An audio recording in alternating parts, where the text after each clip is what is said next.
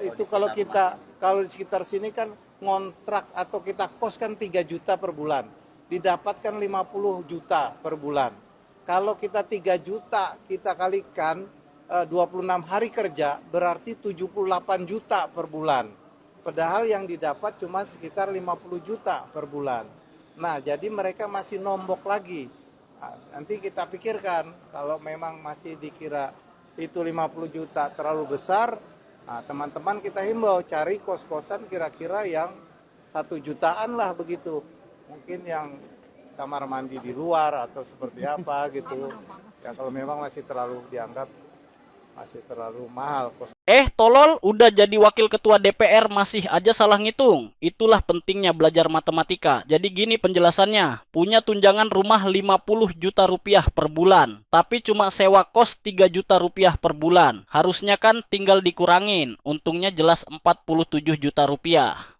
Nah, lucunya dia malah mengalihkan biaya kos bulanan itu dengan 26 hari kerja. Yang hasilnya jadi 78 juta rupiah.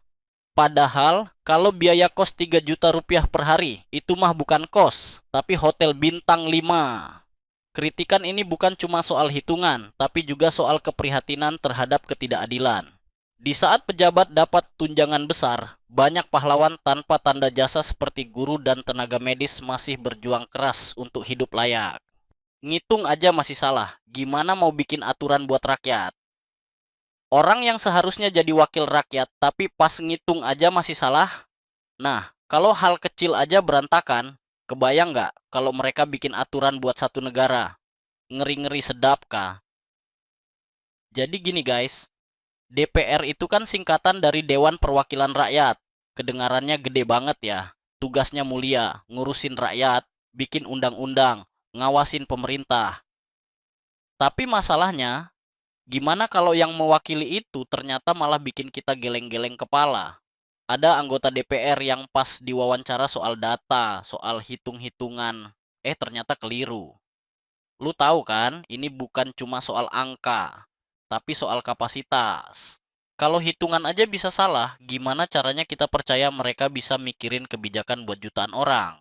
Ibarat lu lagi kuliah, temen lu nggak bisa ngerjain soal 1+1, tapi besok dia sok-sokan jadi dosen, ngasih nilai buat orang sekampus. Ya jelas kacau kan, ini bukan cuma soal salah ngomong doang, tapi soal kualitas. Karena gaji mereka itu bro, bukan kecil. Itu semua duit rakyat, duit kita, hasil pajak kita, yang seharusnya dipakai buat ngurusin rakyat, malah kebuang. Buat orang yang bahkan dasarnya aja nggak mateng. Lu bayangin gini deh, kalau lu bayar orang buat bangun rumah, tapi si tukangnya nggak bisa bedain mana semen mana pasir, lu bakal percaya nggak sama hasil rumahnya? Ya sama aja kayak DPR. Kalau pondasi mikirnya aja udah salah, gimana bangun kebijakan? DPR itu punya kewenangan gede banget, salah satunya bikin undang-undang. Nah, undang-undang itu bukan cuman tulisan di kertas. Itu aturan hidup kita sehari-hari. Dari harga bahan pokok, pendidikan, sampai gaji buruh, semua diatur sama undang-undang. Kalau yang bikin aturannya nggak kompeten, yang rugi siapa? Kita semua. Makanya, kita nggak boleh asal percaya. Kita harus lebih kritis. Pilih wakil rakyat jangan cuma gara-gara dapat sembako pas kampanye, atau cuma karena slogan manis. Karena pada akhirnya, mereka duduk di kursi DPR itu bukan buat gaya-gayaan, tapi buat mewakili kita. Jadi menurut lo, wajar nggak sih anggota DPR kayak gini masih bisa duduk di kursi kekuasaan? Tulis pendapat lo di kolom komentar.